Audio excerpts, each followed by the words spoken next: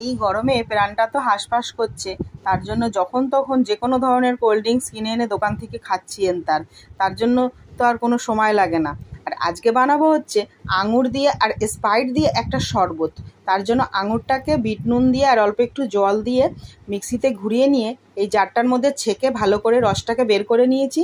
তারপরে একটা জলজিরা দিয়ে দিয়েছি পুরো প্যাকেট, আর তার মধ্যে স্প্রাইটটা দিয়ে দিয়েছি পরিমাণ মতন ঢেলে। যতটা আঙুরের রস তার থেকে একটু বেশি দিয়েছি স্প্রাইটটা দিয়ে ভালো করে মিশিয়ে নিয়ে এই যে কাপের মধ্যে সব একটা একটা করে ঢেলে দিচ্ছি সাজিয়ে সবার জন্য আজকে।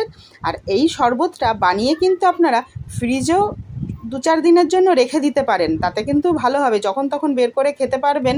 আর বাড়িতে যদি লোকজনও আসে তাদেরকেও দিতে পারেন, বেশ ভালো হবে, তারা কিন্তু খেয়ে ভালোই বলবে। আর ভিডিওটা কেমন লাগলো আমাকে কিন্তু কমেন্ট করে জানাবে। আর এইদিকে এই যে আঙুরগুলোকে পাতলা পাতলা করে কেটে নিয়েছিলাম, কাফের গা দিয়ে সাজিয়ে নিয়েছি।